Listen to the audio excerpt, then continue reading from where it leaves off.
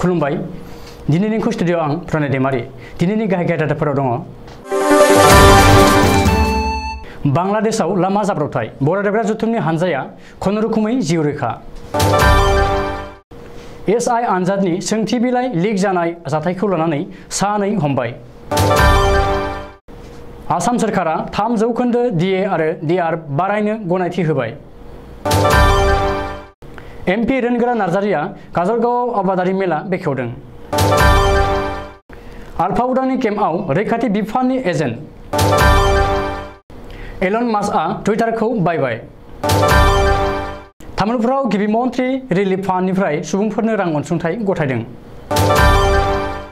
बाक्सायाव पुलिसआ सा3 हा दालाल हमदों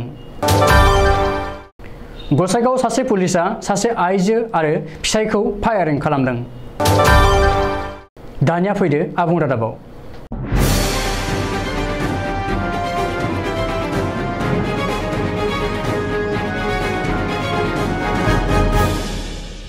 बांलादेशनि गाग्रासुरिनिफ्राय आगरतला खाथिनि Bangladesh Akhaura international immigration check post फारसे फैबाय थानाय बरायग्रा जथुमनि थान्दैफोर गाखोबोनाय नं 13437 ढाका मेट्र'सु गारिया मैया 25/4/2022 अक्ट'नि साननि 11:45 रिंगासोआव जाब्रबथायाव गोग्लैनानै गाज्रि खहा जायो बे जाब्रबथाय जाथाय जानाय गारियाव बरायग्रा जथुमनि थान्दैफोरनि अनगायैबो त्रिपुरा आगरतलानि ककबरक हारिमु आफादनि 4 सोद्रोमा आरो जोंनि हान्जाखौ फारसे दोनबोनाय बांलादेश हादरनि घाग्रासारिनि तापस देबर्माबो दंफायोमोन अदेबानि बे जाब्रबथायाव खाफाल गोनाङै रावहाबो जेबो खहा जायाखै सुलुङाव फोरमायनाय बादिब्ला बरायग्रा जथुमनि हानजा गाखोबोनाय गारिया हरखाब सिगाङाव गंसे गारि थानायनि थाखाय स्पिडखौ लासै खालामदोंमोन एसेयावनो स्पिड गोनां उन फैनाय बाइक गंसेया आनकन्ट्रल जानानै जरै गारियाव सौदावनानै बाइकआ गोजौ फारसे बाज्ल'खांनाय बादि जानानै होनानै जों गाखोबोनाय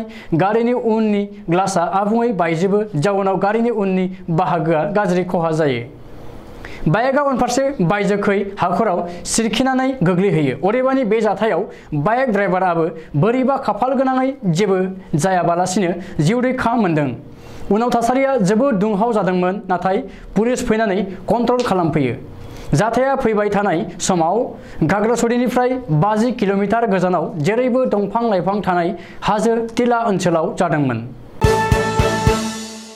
थांनाय रबिबारखालिसो रायजोनाङै खुंजानाय आसाम पुलिसनि एसआइ सायख' आनजादनि सोंथि बिलाइ लिक जानाय जाथायखौ लोब्बा लानानै सानै हमजाबाय एसआइ आनजादनि सोंथि बिलाइ लिक जानाय जाथायखौ लोब्बा लानानै नगाव जिल्लायाव सानै लाइमोनखौ हमदों एसआइ आनजादनि सोंथि बिलाइ लिक जानाय जाथायजों लोब्बा लानानै कामपुर पुलिसआ गिबियाव संस्किनि पिन्टु गहाय मुंनि सासे लाइमोनखौ एरेस्ट खालामो पिन्टु गहायनि उनाव प्रान्जल देउरि मुंनि गुबुन सासे सुबुंखौबो पुलिसआ एरेस्ट खालामदों पिन्टु आरो प्रान्जला बे समाव कानपुर पुलिसनि जिम्मायाव दं आरो पुलिसआ जाथायनि सायाव नायबिजिरनो लादों रिपर्ट बादिब्ला गुवाहाटी मालिगावआव थानाय ललित चन्द्र भराली कलेजनिफ्राय सोंथि बिलाइखौ मोननानै ससियेल मिडियायाव भाइरेल खालामनायखौ पिन्टु गहाया पुलिसनि जेरायाव सिमान लादों बेनि उनाव गुवाहाटीनि कलेजनिफ्रायनो एसआइ आनजादनि सोंथि बिलाइया लिक जादों होननानै सन्देह खालामनाय जादों मख'नो गोनांदि लिरनाय आनजाद जोबनायनि उनाव सोंथि बिलाइया ससियेल मिडियायाव भाइरेल जानायखौ लानानै बे खेबनि आसाम पुलिस एसआइ सायख' आनजादनि सोंथि बिलाइयाबो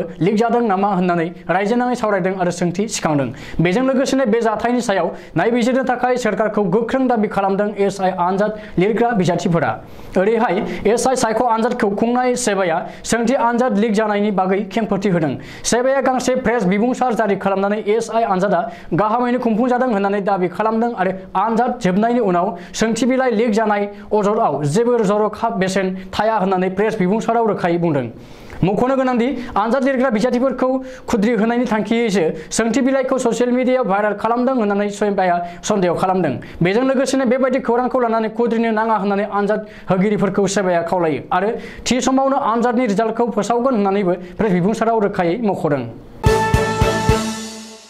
आसाम सरकारनि सोरखारि मावफारिया आरो पेन्सन हल्डारफोरनि थाखाय गाहाम खौरां समबारखालि आसाम सरकारा 3% DA आरो DR बारायनो गनायथि होबाय मख'नो गोनांदि आसाम सरकारनि गासैबो सोरखारि मावफारिया pension holder family pension holder extra ordinary pension हल्डारफोरनि DA आरो DR आव 3% बारायनो थाखाय आसाम सरकारा गनायथि होबाय। रिपर्ट बादिब्ला बे बिथोना 2022 मायथाइनि 1 जानुवारि अक्ट'निफ्रायनो गोहोम गोग्लैगोन।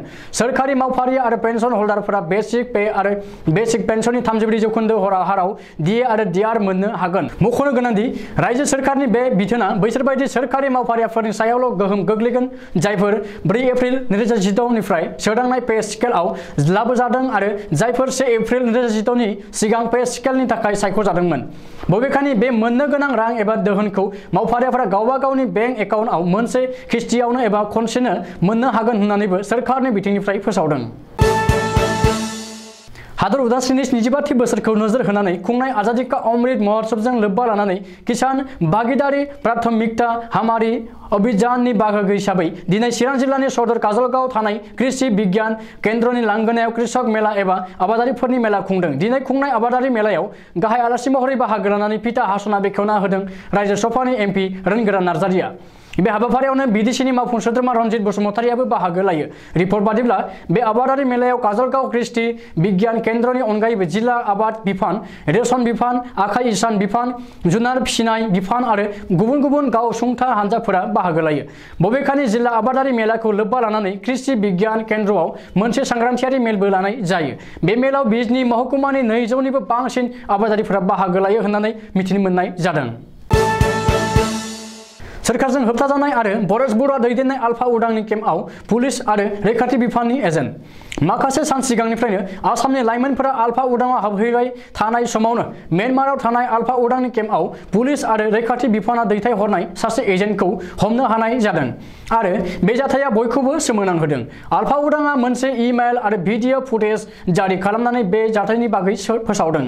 इमेल आरो भिडिअ फुटेजाव मख'नाय बादिब्ला आलफा उदांआव हाबहैबाय थानाय बायहाटा मुक्तापुरनि सन्जीब शर्मा मुंनि सासे लाइमोना रौनिया आरो पुलिसनि सासे एजेन्ट। रौनिया आरो पुलिसआ सन्जीब शर्माखौ आलफा उदांआव एजेन्ट महरै दैथायहरदों। मख'नो गोनांदि आर्मि आरो पुलिसनि एजेन्ट महरै गाव आलफा उदांआव हाबहैनायखौ सन्जीब शर्मायाबो सिमान जादों। सन्जीब शर्माया भिडिअ फुटेजाव बुंदों दि पुलिस अफिसार पार्थ सारथि महन्त आरो आर्मिनि अफिसार धुनुमनि सखियाया स्पेसियेल ट्रेनिं होनानै आलफा उदांआव जयेन खालामनो थाखाय दैथायहरदोंमोन। बेजों लोगोसेनो आलफा उदांनि केम्पनि गासैबो खौरां आरो केम्पसिम थाग्रा लामाफोरखौ संदाननो थाखाय बिथोन होदोंमोन। बेनि थाखाय 1 कौटि रां होनो नागिरदों होननानैबो सन्जीब शर्माया भिडिअआव बुंदों। बबेखानि आलफा उदांआव फैनायनि सिगां पुलिस आर्मिजों लोगोसे थाफानानै माखासे खामानिफोर मावबोदोंमोन आरो बेनि थाखाय खनसे 10,000 आरो खनसे 20,000 रां कमिसन मोनदोंमोन होननानैबो सन्जीब शर्माया बुंदों। मख'नो गोनांदि पुलिस आरो रौनियानि एजेन्ट जानानै आलफा उदांआव हाबहैबाय सन्जीब शर्मानि सायाव परेश बरुवा आरो आफादा मा राहा लायो बेखौ समाजआ खिन्थासिगोन। बुहुमनि दोहोनिसिन सुबुं एलन मास्कआ टुइटारनि बिगोमा जाबाय। एलन मास्कआ ससियेल मिडिया टुइटारखौ बायनानै लाबाय आरो टुइटारनि गोदान बिगोमा जाबाय होननानै अफिसियेलि फोसावबाय। रिपर्ट बादिब्ला एलन मास्कआ 44 मिलियन आमेरिकान डलार होनानै टुइटारखौ गावनि खालामना लाबाय। गोरोबथा बादि एलन मास्कआ गासैबो होनो गोनां रांखौ होनायनि उनावनो टुइटारआ आबुङै निजायारि फसंथानाव सोलायगोन। ओरैहाय बाहायग्राफोरनो गोदान आदब आरो खाबुफोर होनायनि गेजेरजों टुइटारखौ साबसिन आरो गोख्रोंसिन ससियेल मिडिया खालामगोन होननानै एलन मास्कआ टुइटारखौ बाहायनायनि उनाव बुंदों। फरायसा फरायसुलि लाइमोन फरायसाफोरनो आरो गोरिब नखरनि सुबुंफोरनो आरो बेरामजों भुगिनांनाय सुबुंफोरनो रांनि अनसुंथाइ होदों। मंगलबार खालि बेलासिनि 2 रिंगासो समाव तामुलपुरनि हायार सेकेन्डारि फरायसालिनि नब्लाङाव तामुलपुर ओनसोलनि फरायसा फरायसुलि गोरिब नखरनि सुबुंफोर आरो गोबाव समनिफ्रायनो देहायारि जेंना एबा बेरामजों भुगिनांनाय गासै 529 सुबुंफोरनो तामुलपुरनि MLA जलेन दैमारिया बिटिआरनि मावफुं सोद्रोमा प्रमद बर'नि नुजाथिनायाव रिलिफ फान्डनिफ्राय रांनि चेक गथायना होयो। बेनि अनगायैबो तामुलपुरनि MLA जलेन दैमारिया मिशन तामुलपुर बिथांखि फोसावो। बे बिथांखिनि गेजेरजों तामुलपुर ओनसोलनि गोरिब नखरनि रोंगौथि गोनां डिग्री MA MSc जाना थानाय फरायसा फरायसुलिफोरनि गेजेराव बोसोरफ्रोमबो आनजाद खुंफुंनानै आनजादाव उथ्रिसार जानाय फरायसाफोर बोसोरफ्रोमबो APSC आरो UPSC आनजाद होनो थाखाय बेसेन लायाजासे फ्रि फोरोंथाय होगोन होननानैबो बुंथिबावदों। हा दालाल खालामना जाग्रा सा 3 हा दालालिफोरखौ आसाम पुलिसआ हमदों। मख'जाथावदि बाक्सानि सालबारि ओनसोलनि मावना जाग्रा गोरिब रायजो राजानिफ्राय थगाय थसि रां लानानै हानि दालाल खालामना जाग्रा सा 3 दुथांफोरखौ सालबारि ओनसोलनि प्रान्जल दासनि एजाहार गथायनायाव पुलिसआ गोख्रों सनदाननायनि गेजेरजों हमनो हायो। सुलुङाव मिथिनाय बादिब्ला हमजानाय साथाम हा दालालिफोरनि मुंफोरा फारियै राजीव दास, शफिकार आली आरो फनेन्द्र दास होननानै सिनायथिनाय जादों। दायो साथाम हा दालाल खालामग्राफोरखौ पुलिसा हमनानै जोबथेसालियाव दैथायहरबाय। सासे देहा रैखाथि होग्रा पुलिस जवाना सासे आइजो आरो फिसायनि सायाव गुलि गावदों। मख'जाथावदि समबारखालि बेलासिनि 1 रिंगा समाव गसाइगावनि सतीशपुराव सासे रैखाथि होग्रा पुलिस जवाना सासे सावताल आइजोखौ दखानाव रावबो गैयैनि सुलुं लानानै आइजोनि सायाव गाज्रि नोजोर होनानै गाज्रि आखु बाहायनो नाजादोंमोन। नाथाय पुलिसनि बेबायदि गाज्रि आखु बाहायबाय थानाय समावनो आइजोनि हौवाया न'आव सफैनानै आइजोनि सायाव गाज्रि आखु बाहायनाय रैखाथि जवानखौ तागिदा होनायावनो आइजोनि हौवाखौ रैखाथि जवाना गावनि चार्भिस कार्बिनजों गरद' गुलि फायारिं खालामो। सुलुङाव मिथिनाय बादिब्ला रैखाथि होग्रा दुथां उदखारि जवानखौ समान मुसाहारि होननानै सिनायथिनाय जादों। जाथायनि उनाव ओनसोलनि सुबुंफोरा गसाइगाव थानायाव पुलिसनो खौरां हरनानै खौरां मोननानै जाथायसालियाव नुजाथिफैयो। दायो दुथां रैखाथि होग्रा उदखारि जवान समान मुसाहारिखौ सावथाल फरायसा आफादा साख्रिनिफ्राय सासपेन्ड खालामनांगौ होननानै गोख्रोङै खुद्रिसारदों।